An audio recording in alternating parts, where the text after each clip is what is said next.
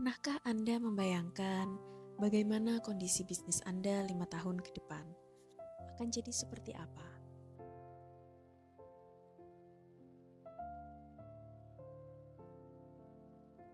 Tentunya sebagai pelaku usaha kita menyadari selalu ada tantangan ke depan seperti inflasi, perubahan undang-undang, persaingan yang makin ketat, atau mungkin force majeure yang terjadi seperti pandemi COVID kemarin.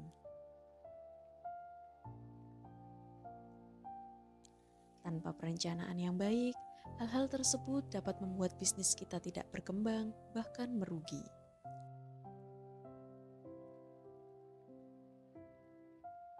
Bapak Ibu, Total System menekankan pentingnya perencanaan dalam pengembangan bisnis.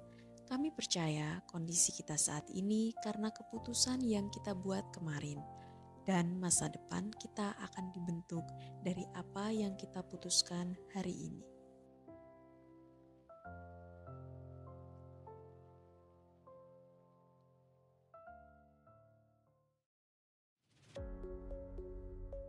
Disinilah Total System hadir dan mengambil peran sebagai strategic partner dalam bisnis Anda. Kami bukan konsultan, tetapi kami memposisikan diri sebagai strategic partner, di mana tim kami secara aktif terlibat dalam pengembangan bisnis Anda.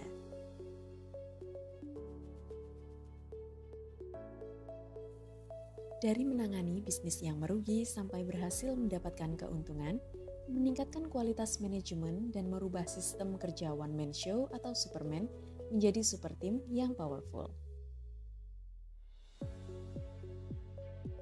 Total System merupakan one-stop solution untuk semua permasalahan bisnis Anda, mulai dari pengembangan strategi bisnis, digital marketing, finance, accounting and tax, akuisisi saham dan IPO, IT, produksi, human development seperti rekrutmen dan training. Berbekal 25 tahun pengalaman sejak 1998 dan didukung dengan tim kami yang terdiri dari banyak praktisi bisnis dan profesional yang ahli dalam bidangnya, Total System telah menangani beragam industri mulai dari perusahaan manufaktur, music recording, perusahaan trading, IoT, sampai F&B. Bagi Bapak Ibu yang tertarik untuk mengenal Total System lebih jauh lagi, kami ada penawaran free business coaching untuk berdiskusi mengenai perkembangan bisnis Anda. Silahkan hubungi nomor WhatsApp yang tercantum atau ke website kami di totalgroup.sg.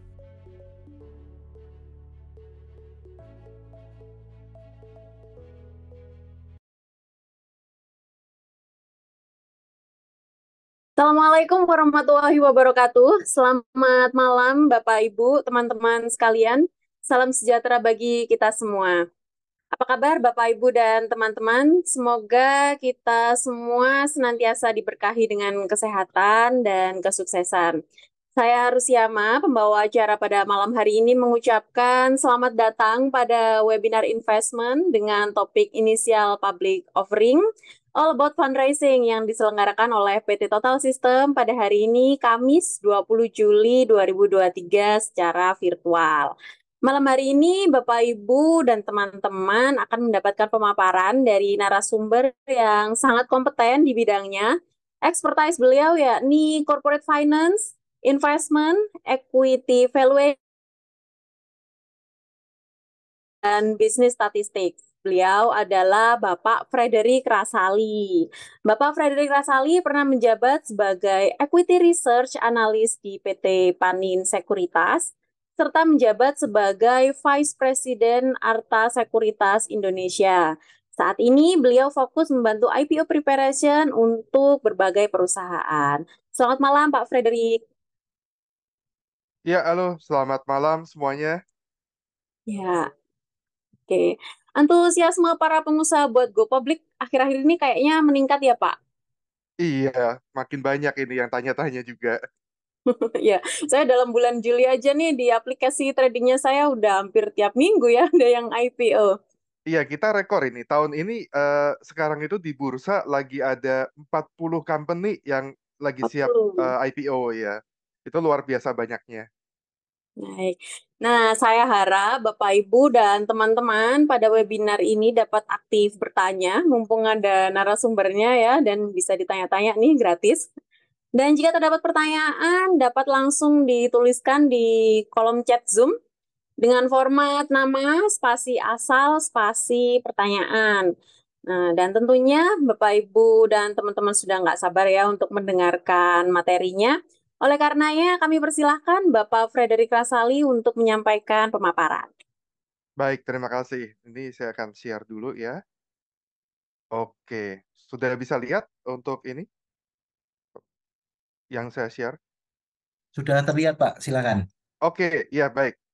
Ya, jadi malam ini saya akan membahas itu lebih detail bagaimana tentang proses dan kenapa kita lakukan IPO ya sebagai business owner gitu. Tapi sebelum kita bahas lebih lanjut IPO, kita itu harus tahu dulu ada opsi apa saja sih tentang cari dana gitu. Jadi kalau kita bicara IPO, ujung-ujungnya itu pasti berhubungan dengan cari dana gitu untuk perusahaan. Nah, maka dari itu kita kupas dulu nih, apa saja sih kira-kira cara cari dana sebagai suatu perusahaan gitu. Nah, kalau kita bicara dengar kata-kata ini ya, fundraising itu adalah aktivitas untuk menghimpun dana gitu. Nah, biasanya itu aktivitas fundraising bisa dilakukan oleh aktivitas sosial. Jadi kalau misalnya Bapak Ibu punya organisasi atau punya acara itu ya, ingin ingin mencari dana, itu termasuk dibilang fundraising.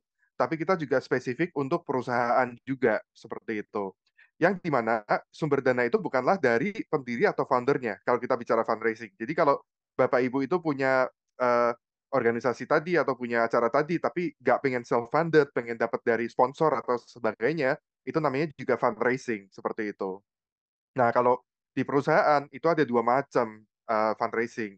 Satu itu dari utang, satu lagi dari ekuitas. Nah, instrumennya, kalau hutang itu yang terkenal di Indonesia itu salah satunya selain hutang bank ada obligasi. Nah, di sini itu yang kita sebut dengan bonds. Kalau ekuitas tentu saja paling mudah dengan saham gitu. Nah, kita harus tahu dua ini bedanya apa. Kalau kita bicara bonds atau obligasi, itu beda dengan hutang bank. Apa yang bikin beda? Kalau hutang bank, itu sewajarnya kita akan berikan jaminan, satu itu. Kedua itu kita akan bayar bunga, plus kita akan cicil pokoknya dalam beberapa waktu. Sedangkan kalau obligasi di Indonesia, prakteknya banyak yang tidak pakai jaminan. Banyak yang tidak pakai jaminan, lalu kita khusus untuk pembayarannya cukup bunganya saja. Pokoknya itu baru dibayar pada saat akhir periode. Jadi bisa dibilang tiap bulannya cash flow-nya lebih murah dibandingkan kalau kita ambil hutang gitu. Tapi tentunya untuk kita bisa keluarin obligasi, menawarkan kepada publik, itu prosesnya juga cukup panjang, mirip seperti kalau kita mau IPO. Ini masih ranahnya dalam pasar modal. Kebetulan saya juga cukup paham juga untuk proses penerbitan obligasi. Nah, kedua itu saham. Saham juga ada dua macam ya. Saham yang kita bisa publicly traded atau yang sudah kita lakukan lewat IPO yang kita bisa beli online itu, atau yang kedua itu yang secara private. Dua-duanya beda juga seperti itu. Nah, kelebihan dan kekurangannya apa masing-masing? Kalau kita bicara hutang, tentunya kita punya cash flow sebagian harus dipakai untuk bayar hutangnya, entah itu obligasi, entah itu hutang ke bank ya. Kita itu punya cash flow yang di apa istilahnya sudah dipatok harus keluar untuk bayar hutangnya. Sedangkan kalau kita di saham itu tidak ada cash flow yang kita komit kecuali nanti bentuknya dividen. Pun dividen bisa tidak rutin setiap tahun bayarnya. Kenapa? Karena kan kita perlu lakukan yang namanya RUPS dulu. Mungkin dalam RUPS manajemen bisa menjelaskan, misalnya perusahaan kita masih bisa grow, kita butuh invest di hal A, B, atau C, so kita nggak bagi dividen dulu gitu. Eh, Kalau kita sebagai dari sisi perusahaan, enaknya adalah kita tidak perlu komit cash flow setiap tahunnya yang kita berikan ke pemberi dana, seperti itu. Tapi tentunya sebagai investor maunya sebaliknya ya, gitu. Oke, pertanyaannya, betul nggak sih kita butuh investasi atau fundraising tadi? Nah, kita harus tahu nih, karena ternyata tidak semudah itu. Karena kalau kita lakukan ada dapat investasi, itu nomor satu, kita ada risiko kehilangan kontrol atas bisnis kita. Kenapa? Yang tadinya mungkin kita punya 100%, setiap kali kita ambil keputusan, kita dominan gitu ya, bisa ambil keputusan itu, sekarang kita harus memperhitungkan faktor dari luar. Meskipun berupa hutang, kita tetap bisa kehilangan kontrol. Kenapa? Ada beberapa hal kalau misalnya Bapak Ibu sudah pernah ambil hutang ke bank, itu pasti ada istilahnya negatif covenant, yaitu adalah syarat-syarat yang kita tidak boleh lakukan untuk meneruskan proses utangnya tersebut. Jadi kalau kita langgar, utang itu kita harus selesaikan segera dan kena penalti kemungkinan. Seperti itu. Lalu kedua, kalau kita bicara investasi, selalu seperti yang tadi saya bilang, masalah cash flow. Keuntungan kita sudah tidak lagi 100% kita miliki. Entah itu mau berupa saham yang masuk atau berupa hutang, tentu saja keuntungan perusahaan kita bisa tergerus. Jadi kita perlu hati-hati nih, kalau kita mau ambil investasi, kita harus hitung baik-baik. Lebih cocok kita ambilnya hutang, atau lebih cocok kita terima investasi berupa saham gitu. Lalu yang ketiga, kita sekarang punya kewajiban ya untuk membuat investor terasa nyaman. Ini masih nyambung sama yang atas tadi saya ceritakan. Andai kata investor Bapak Ibu ini eh, tidak nyaman gitu ya dengan Bapak Ibu karena mungkin apa yang Anda lakukan itu investor kurang paham, mereka ada kemungkinan akan mendorong Bapak Ibu untuk menjelaskan secara detail. Sehingga akhirnya Bapak Ibu akan kehabisan waktu. Di sanalah yang saya bilang bisa mengakibatkan ongkos meningkat. Either Bapak Ibu harus spend waktu minta approval dari para investor terdahulu, atau Bapak Ibu harus menyiapkan ada divisi khusus, nanti kalau misalnya perusahaan IPO, itu ada namanya investor relation. Jadi satu divisi yang memang melakukan hubungan komunikasi antara bisnis perusahaan terhadap investornya. Jadi ini tidak mengganggu operasional sehari-hari dari para manajemen. Seperti itu. Nah, ini 3 hal yang kita harus pikirkan baik-baik. Jangan sampai kita cuman pengen duit aja pikirannya, begitu duit masuk, kita lupa hitung ketiga hal ini. Nah, jadi otomatis kita juga harus tahu kapan kita ambil saham, kapan kita ambil hutang, itu ngelihatnya dari stage company kita. Contohnya, semakin muda company kita, ya di sini kalau kita lihat paling kiri adalah idea stage. Itu kalau kita bicara startup, Anda punya ide, Anda baru pitching ke teman Anda gitu ya, saya punya ide gila lo bisa gini gitu, bisa bikin produk yang kalahin Gojek misalnya.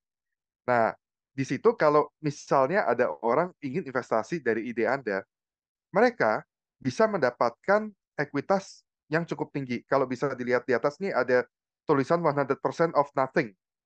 Nah, itu maksudnya adalah kita belum punya aset, kita belum punya apa-apa. Jadi yang kita bisa tawarkan adalah ekuitas sebanyak-banyaknya, mendekati 100%, tanpa Anda mendapat apapun selain ide saya. Seperti itu. Kenapa nggak ambil utang? Karena ya kalau kita ke bank, pasti bank akan bertanya, Anda sudah punya PT belum? Kalau udah punya, oke lah. Startup kadang belum punya gitu. Baru punya ide, bilang, saya jaminin ide saya. Bisa nggak itu buat ambil utang? Kan nggak bisa.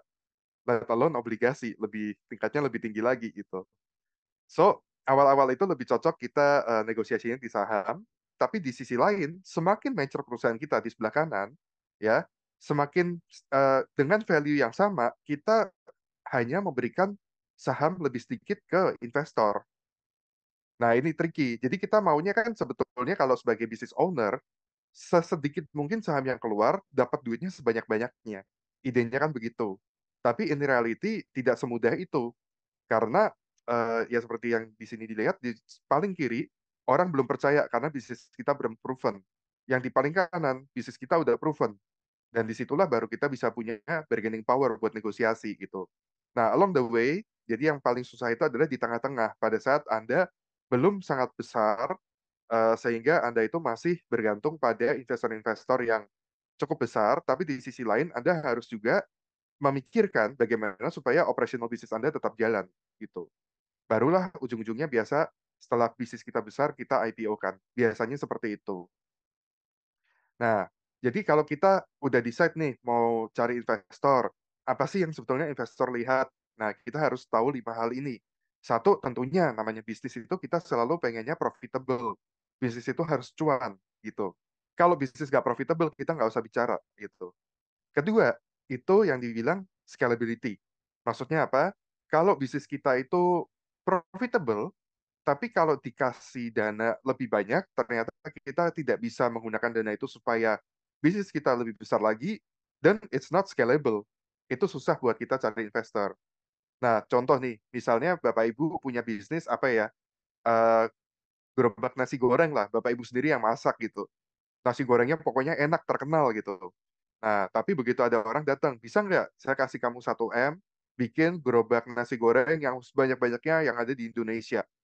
Belum tentu. Ternyata waktu kita ngajarin koki baru gitu ya, suruh masak, ternyata rasanya berubah gitu, karena mungkin mereka kurang paham cara masaknya.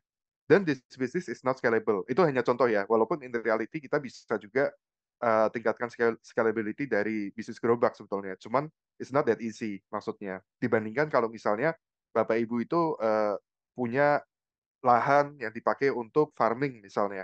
Nah, dikasih dana lebih, kita udah tahu nih, udah punya expertise-nya di bidang farming, udah punya alatnya, sekarang beli tanah baru, sehingga kita produksinya makin banyak lagi.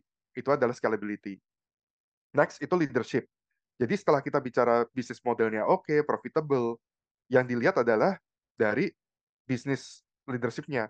Siapa sih yang execute bisnisnya? Siapa orang di baliknya? Karena kalau sampai investor itu ngelihat, oh ini bisnis bagus, tapi salah manage gitu, itu fatal. Banyak sekali bisnis yang sampai sekarang itu idenya bagus, tapi eksekusinya kurang bagus. Kenapa? Karena kurang leadership ini, kurang human resource yang tepat. Sometimes kita lihat emang ada yang expert di dalamnya, tapi yang nge-lead misalnya kurang gitu fokus, itu juga bermasalah gitu. Nah, ini berhubungan juga nanti kalau di IPO itu paling paling sering ditanya juga ini human resource. Siapa orang di belakangnya, expertise-nya apa itu juga dilihat. Lalu as a business owner waktu kita jual bisnis kita, kita pengennya valuasi atau harganya setinggi-tingginya. Tapi as an investor, kita maunya beli semurah-murahnya gitu. So, ya kita harus realistis, kita harus bisa membuat judgement supaya investor itu paham kira-kira judgement kita itu kenapa sih nilainya seperti ini, sehingga mereka comfortable dengan valuasi yang kita tawarkan ke mereka, ke investors. Dan yang terakhir transparansi. Ini yang berhubungan tadi saya cerita, jangan sampai investor udah taruh dananya, mereka nggak paham nih apa yang kita lakukan gitu. Nanti kalau Bapak Ibu misalnya udah IPO, kenapa IPO itu dibilang penting ya? Karena kita itu menjadi perusahaan terbuka. Terbuka itu apa? Kita harus lebih transparan gitu. Jadi kita harus kasih lihat ke publik apa yang akan kita lakukan, terus kita laporan keuangannya setiap 3 bulan seperti apa, kita perlu diaudit, kita perlu juga membuat paparan publik, kita harus pergi ke satu tempat gitu ya biasa, terus kita bikin invitasi gitu ya, panggil investor banyak ke umum, panggil media juga, kita cerita di situ, presentasi, kita jelaskan ke depannya kita mau apa. Nah, hal-hal inilah yang sebetulnya investor mau. Lalu ada pertanyaan biasanya, kalau gitu IPO itu berapa lama ya? Dibandingin yang lain-lain itu ya. Yang lain-lain itu maksudnya kalau ambil utang ke bank dan macam-macam. Sebetulnya ya prosesnya itu cukup panjang ya kalau dilihat dari paling kiri itu kita biasanya sebelum IPO itu nggak langsung serta-merta bisa ke bursa filing untuk registrasi IPO. Kita perlu restructuring dulu perusahaan kita. Pengalaman saya banyak perusahaan yang secara bisnisnya memang siap, tapi secara dokumentasinya belum siap. Dokumentasi itu apa? Kalau kita IPO, itu checklistnya ada banyak. Salah satunya adalah perusahaan kita sudah diaudit dan harusnya auditornya bukan sembarangan ya. Auditornya harus yang sudah terdaftar di OJK Pasar Modal. Jadi kalau ada auditor yang belum punya license untuk OJK Pasar Modal, hasil auditnya itu tidak diterima di bursa untuk IPO. Itu salah satunya. Kedua, kita juga harus punya dokumen-dokumen lainnya yang berhubungan dengan misalnya legalitas. Apakah bisnis kita punya semua perizinan secara lengkap? Apakah aset-aset kita itu tidak ada yang bermasalah gitu? Paling sering yang saya dapati adalah eh, misalnya tanah itu sengketa, nah itu susah biasanya. Emang harus diselesaikan dulu. Ada juga yang misalnya di human resource-nya ya, dari para pekerjanya itu ternyata banyak kan kontrak semua gitu, karyawan kontrakan gitu. Nah itu juga bisa bermasalah karena kita sebagai, kalau kita bicara dari kacamata bursa gitu ya, mereka adalah orang yang melindungi kepentingan investor. Sehingga kita tidak bisa serta-merta hanya pakai karyawan kontrak saja yang mayoritas seperti itu. Jadi ini semuanya butuh restructuring. Di luar itu restructuring juga supaya kita lebih efisien. Bayangkan kalau misalnya Bapak Ibu punya satu PT, anak usahanya ada banyak, ada 10 gitu ya. Dari 10 itu mungkin 3-nya tidak profitable gitu. Dalam arti kalau kita ikut masukin perusahaan yang tidak profitable ini, otomatis valuasi perusahaan juga ikut turun secara keseluruhan gitu. Nah, kalau kita mau maximize dana yang didapat, ya kita bisa exclude 3 ini dulu keluar dari PT yang tadinya jadi induk begitu. Nah, setelah itu selesai, biasanya berapa lama ya pre-IPO? Biasanya bisa sampai setahun, bahkan ada yang sampai 3 tahun. Jadi Bapak Ibu jangan kaget kalau nanti misalnya Anda ingin IPO, ternyata waktu kita cek, ternyata perusahaan Bapak Ibu belum siap, ternyata harus perbaikan dulu, itu bisa ada yang sampai 3 tahun.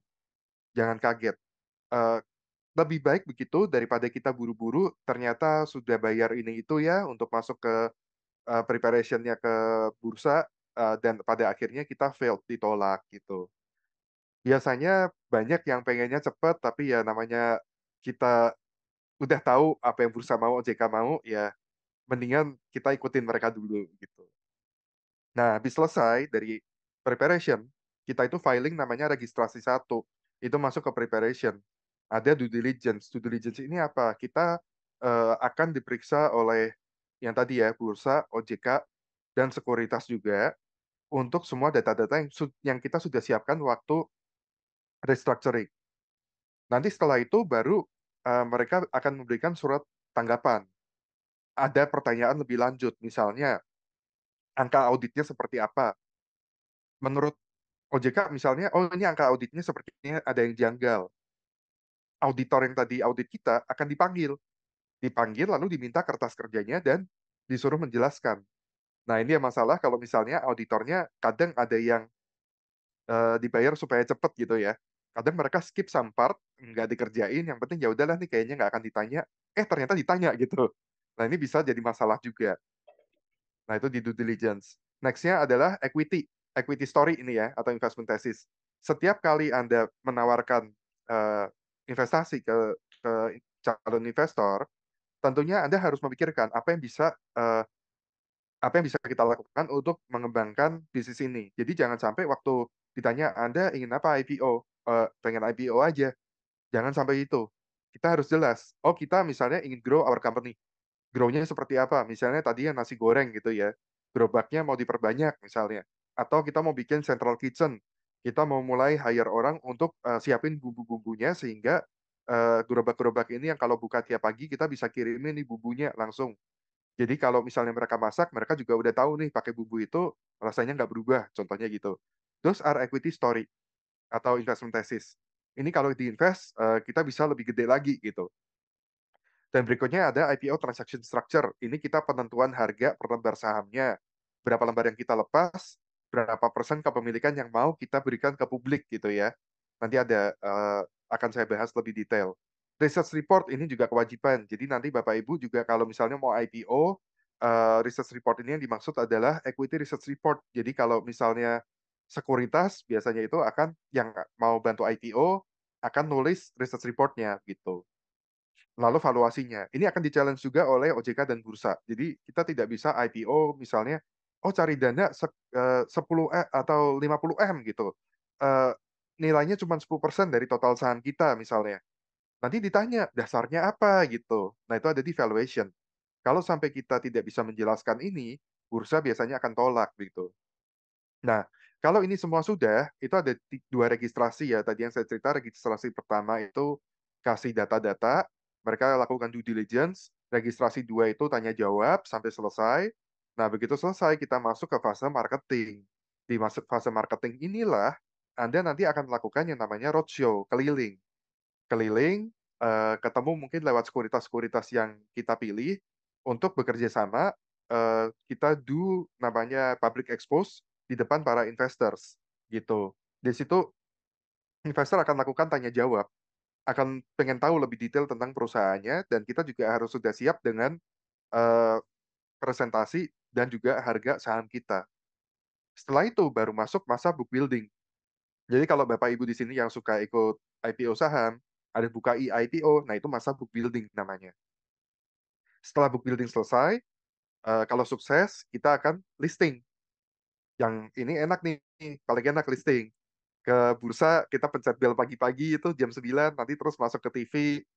Nah itu seru tuh, saham kita nanti disorotin tuh naik atau turunnya di situ. Ini paling seru waktu listing. Tapi masalahnya, itu bukan berakhir.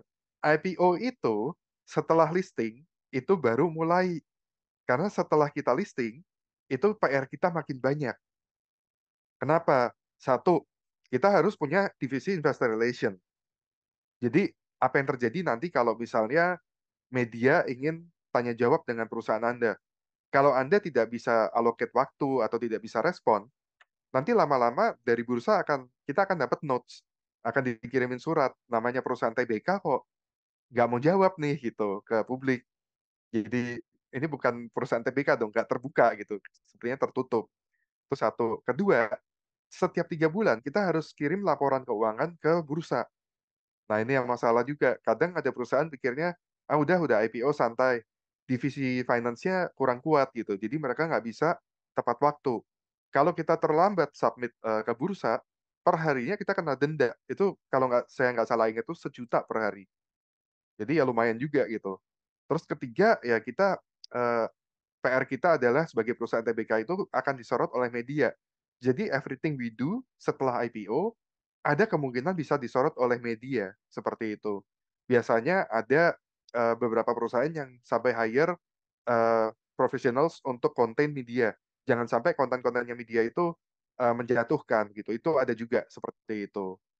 Ya, tapi kalau masih kita ranahnya belum terlalu besar ya PT-nya biasanya kurang disorot gitu. Tapi kalau yang sudah perusahaannya cukup besar atau baru mulai besar, nah itu akan lebih disorot dan di saat itulah biasa akan tap in ke media manager seperti itu.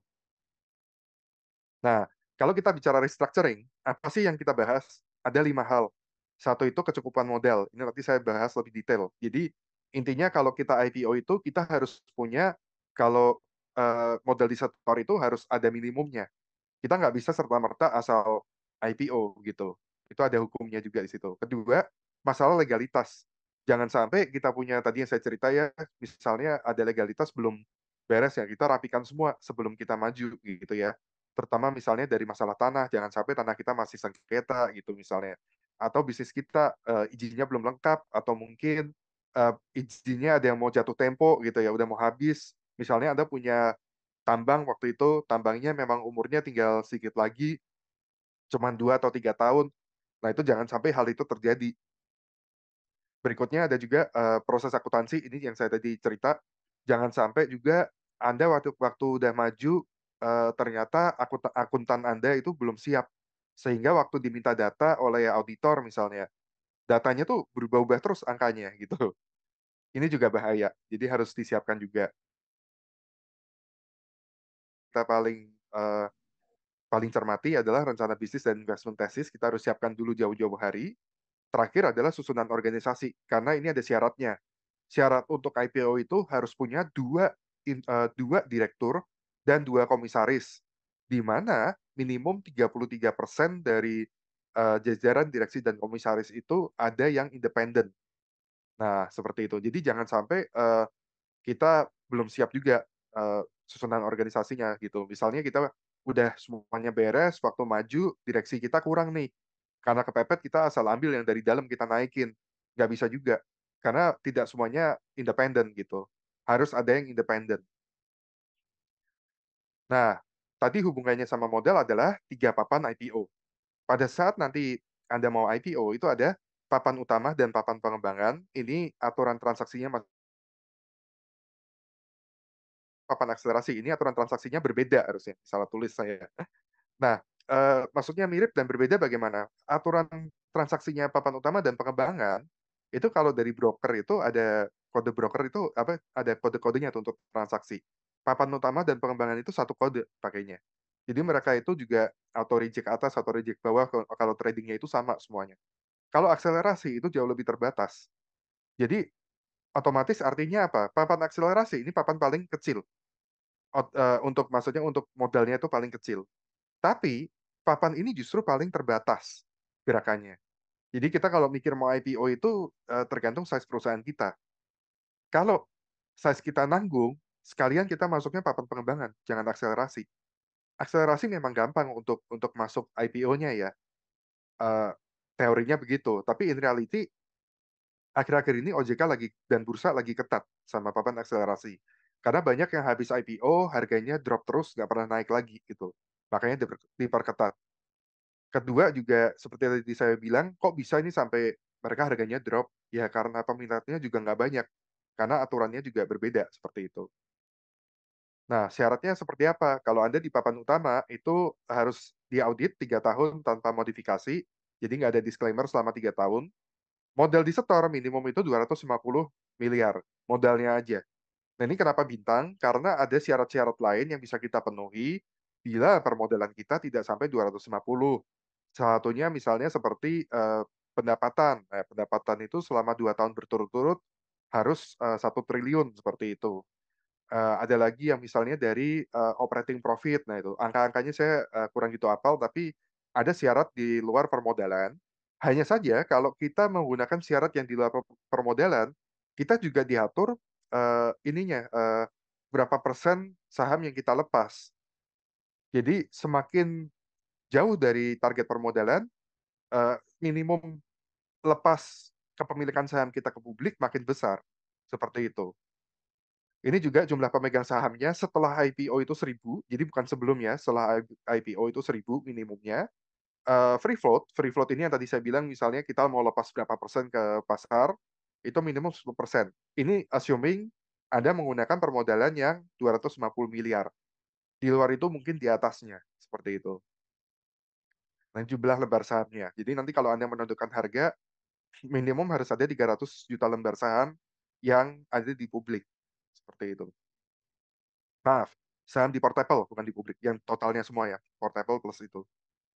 Nah, syarat IPO untuk pengembangan, itu kita tetap diaudit 3 tahun, tapi boleh 1 tahun tanpa modifikasi. Again, ini hanya aturan tertulis. In reality, saat ini Bursa dan OJK itu eh, pengennya 3 tahun semuanya wajar tanpa modifikasi.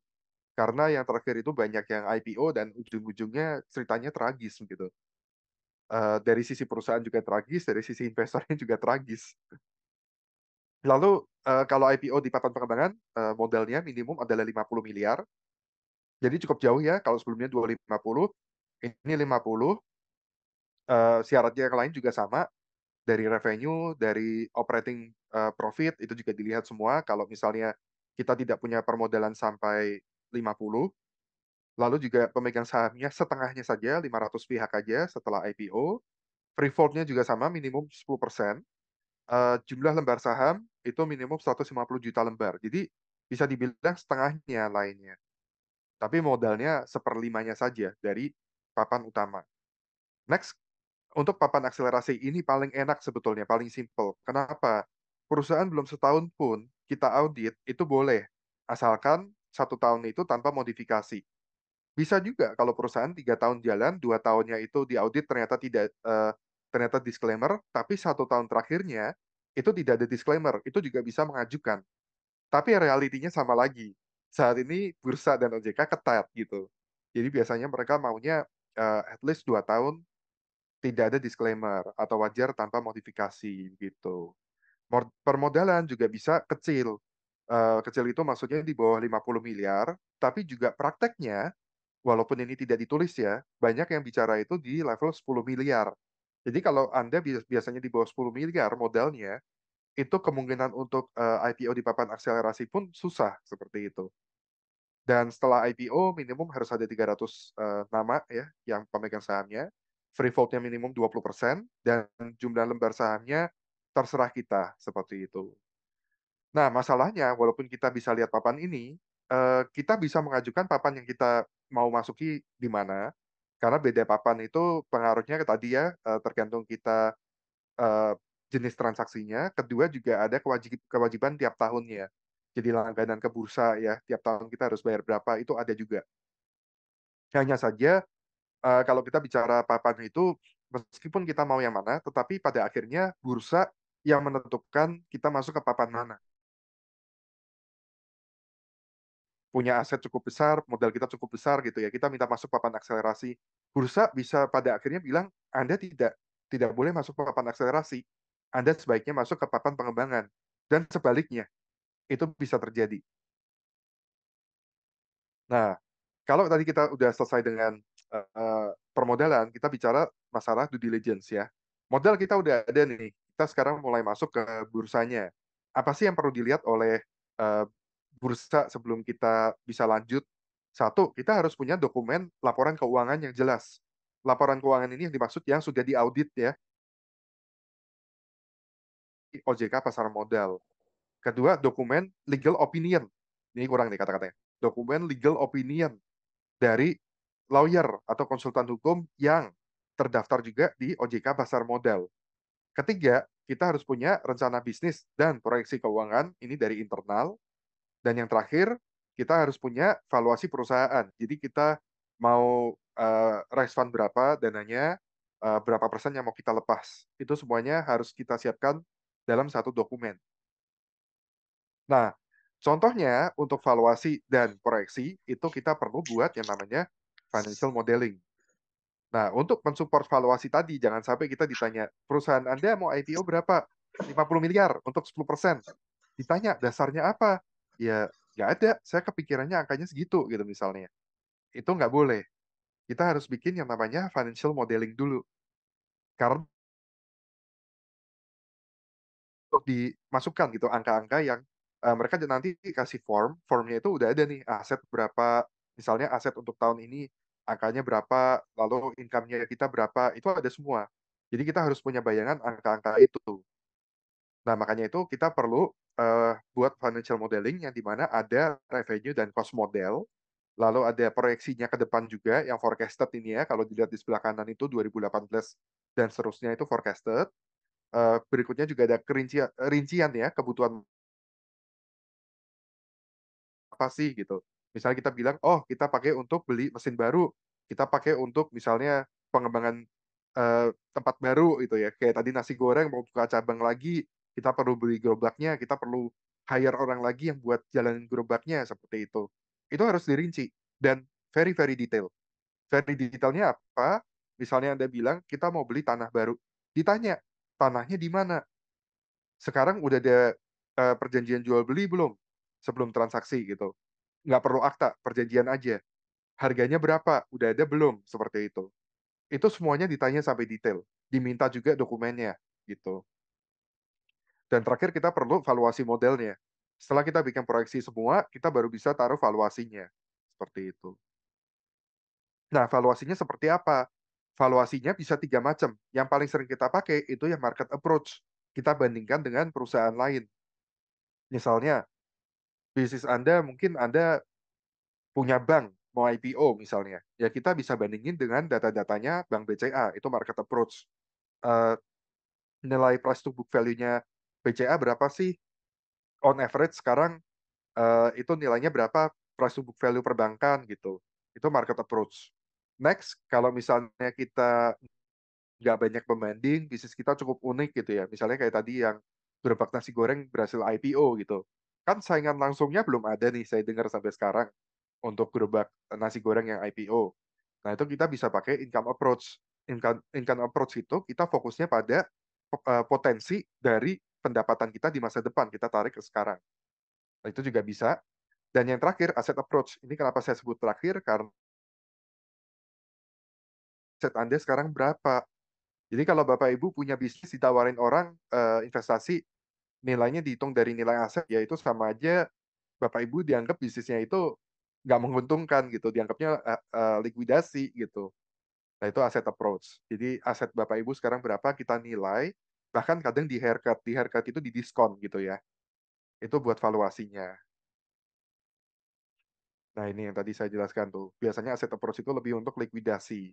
Biasanya yang mendekati bangkrut gitu ya. Nama lainnya itu kita ngitungin kalau kita jual balik nih aset ke pasar, kira-kira lakunya berapa ya gitu. Kalau Bapak Ibu asetnya banyak tanah, itu masih oke. Bisa naik harganya dibanding yang ada di kertas. Misalnya kalau beli tanahnya per meter 12 juta, mungkin sekarang jadi 15 gitu ya. Itu kalau tanah. Kalau aset Bapak Ibu banyakkan misalnya kapal, itu kan depresiasi. Iya kalau kapalnya masih utuh, ternyata mesinnya rusak, macam-macam, itu bisa diturunin lagi nilainya gitu. Ini kalau income tadi yang saya bilang juga dari pendapatan kita di masa depan, ya kita akan diskon ke hari ini gitu. Nah ini acuannya makanya kita pakai ini buat acuan ya, bukan untuk valuasinya. Hanya misalnya kalau kita ditanya nilai perusahaan Anda berapa, acuannya seperti ini. Kita tarik ke hari ini jadi nilainya berapa gitu. Nextnya ini yang tadi saya bilang market approach itu adalah dibanding-bandingkan ya. Ada banyak cara dari price to earning, price to book value, EV/EBITDA ya, dan terakhir itu comparable. Maksudnya gimana? Price to earning itu dari pendapatan kita. Ini cocok kalau perusahaan Bapak Ibu sudah untung. Paling enak untuk banding-bandingin pakainya price to earning ratio. Kalau price to book itu untuk perusahaan yang mungkin ya keuntungannya nggak seberapa atau mungkin yang aset heavy gitu ya. Itu cocok kita pakainya price to book kayak perbankan makanya. Itu price to book makanya. EV/EBITDA ini biasanya untuk startup. Jadi kalau perusahaan yang eh, income-nya masih negatif gitu ya atau operasionalnya masih belum terlalu menguntungkan, ya kita pakainya EV/EBITDA. EV itu enterprise value. Jadi total pendapatan atau perusahaan kita itu berapa ditambah sama utang yang kita dapat berapa, itu enterprise value. Nah, latest transaction itu kita bandingin dengan misalnya ada perusahaan lain yang serupa yang IPO atau yang dibeli oleh investor lain, nilainya berapa itu kita bisa masukkan. Itu market approach gitu. Ibaratnya kalau Anda punya tanah, Anda ingin jual tanah atau rumah Anda sekarang, gedung sebelah itu kemarin dibeli per meternya berapa. Nah, itu namanya latest transaction comparable. Jadi intinya valuasi itu bukan segalanya. Valuasi itu semuanya masih menggunakan judgment kita dan masih bisa berubah tiap variabel yang kita ubah. Tapi valuasi itu digunakan sebagai acuan seperti itu. Jadi mana yang Anda pilih? Kalau Anda misalnya mau ke hutang, tadi saya sudah jelaskan, hutang bank sama obligasi ada dua. Kalau ekuitas, Anda bisa ke investor pribadi atau mau ke publik. Menurut saya semuanya oke, tapi kalau saya sendiri pribadi, saya lebih cocok kalau kita go public. Kenapa? Kalau kita larinya ke hutang bank, seperti yang saya bilang, kita lawannya adalah banknya. Selama bank itu tidak memberikan negative covenant, kita masih oke. Tapi cash flow kita udah jadi jaminan nih harus bayar ke bank. Better ke obligasi daripada hutang. Karena obligasi kita hanya bayar bunga, tidak bayar pokoknya. Sedangkan di ekuitas, kalau kita ke investor pribadi, biasanya lebih susah untuk komunikasi karena mereka punya power lebih kuat juga. Influence-nya juga lebih besar. Tapi kalau kita go public, investornya ada banyak. Jadi untuk kita taking decision bisa lebih mudah dibandingkan kalau ada satu investor besar. Seperti itu presentasinya. Saya kembalikan ke ini Ibu. Silakan. Ya, wow, terima kasih Bapak Frederick Rasali atas pemaparannya yang luar biasa pada malam hari ini. Bapak, Ibu, dan teman-teman, dari pemaparan Pak Frederick tadi kita ketahui ya bahwasanya untuk bisa go public itu perusahaan perlu melalui beberapa tahapan persiapan. Dan tentunya ya di tiap-tiap tahapan itu ada tips and triknya mestinya ya Pak ya untuk persiapannya itu biar smooth, lancar, jaya buat melantai di bursa. Sebentar.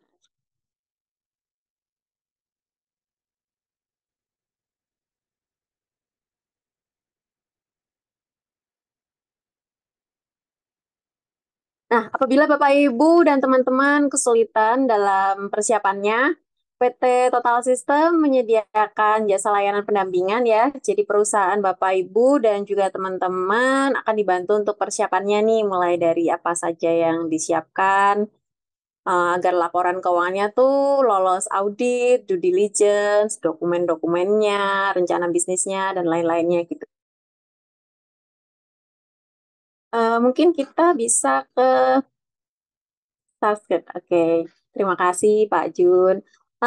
Terkait laporan keuangan, tentu kita tahu ya bahwa untuk mengukur kinerja suatu perusahaan itu yang digunakan adalah laporan keuangan yang ditunggu-tunggu para investor ya. Kalau kita hold saham tuh pasti juga laporan keuangan. Dasar untuk pembagian dividen ke para investor juga dari laporan keuangan. Berapa labanya, rencana penggunaannya, berapa yang mau dibagikan, kayak gitu. Jadi laporan keuangan adalah hal krusial ya di semua bisnis.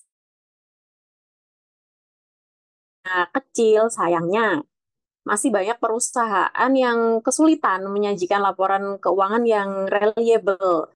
Nah, atau mungkin udah punya laporan keuangan tapi nggak yakin itu benar atau enggak gitu ya kan. Terus ada juga yang SDM-nya nih udah kompeten apa belum sih buat menyajikan laporan itu ya, yang seperti tadi Pak Fred bilang berhubungan sama human resource. Nah, didasari oleh kebutuhan tersebut, maka Total System menyajikan layanan bidang finance, accounting, and tax yang kami beri nama TRACK. Total Reengineering Accounting and Tax Knowledge. Program TRACK akan menyediakan perbaikan sistem akuntansi di perusahaan Bapak Ibu sekalian, sekaligus training, coaching, dan monitoring SDM-nya. Jadi coaching ya Bapak Ibu, tidak sekedar training terus habis itu selesai gue nggak mau tahu, nggak demikian. Program track ini memberikan jangka waktu 1 tahun saja untuk perbaikan dan coaching. Jadi Bapak Ibu jangan khawatir. Nanti kalau misalkan programnya udah selesai gimana ya? Kalau udah selesai berarti perusahaannya Bapak Ibu sudah mandiri, udah bisa nyelesain, nyajiin semuanya sendiri gitu ya. Kemudian sudah memiliki SDM yang kompeten, nggak perlu lagi mestinya ya yang namanya konsultan, karena seluruh knowledge perihal sistem akuntansi dan perpajakan itu nantinya akan kami ajarkan, akan kami transfer kepada SDM Bapak Ibu sekalian. Kalau misalkan Bapak Ibu ada bayar konsultan, biasanya ya konsultannya pergi nih, terus perusahaan seringnya tuh historinya hilang gitu. Nah, di program track ini nggak demikian, karena target kami adalah membentuk kemandirian, sehingga juga akan impact kepada kinerja laporan laba rugi Bapak Ibu. Oh, kok bisa gitu, kok impact gitu ya. Ya bisa dong, anggap aja Bapak Ibu tuh lagi investasi dengan harga start from 5 juta, ke depannya Bapak Ibu bisa hemat biaya nih buat tax planning, buat biaya nyusun SPT tahunan, terus konsultasi buat audit laporan, seperti itu. Nah, bila Bapak Ibu tertarik, bisa menghubungi customer relationship kami pada nomor yang tertera di layar, Bapak Ibu sekalian ya. Ya. Jadi untuk Total System sendiri, kami holding company ya, dan memang ada beberapa anak perusahaan, termasuk yang di Singapura, yang berlokasi di Singapura, sehingga mungkin domainnya adalah SG. Kemudian ada lagi, sepertinya udah nggak ada pertanyaan lagi. Atau yang lebih lanjut boleh chat ya ke customer relationship kami, baik via email boleh, mau WA juga boleh. Gitu. Saya rasa sekian ya, karena sudah mepet waktunya juga. Terima kasih Bapak, Ibu, dan teman-teman yang telah mengikuti webinar pada malam hari ini. Semoga memberikan manfaat untuk Bapak, Ibu sekalian. Bila mana nanti ada pertanyaan atau informasi yang diinginkan lebih lanjut, boleh kontak kami di 127558. Oke.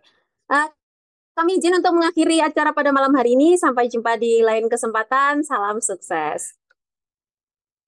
Terima kasih, selamat malam. Selamat malam.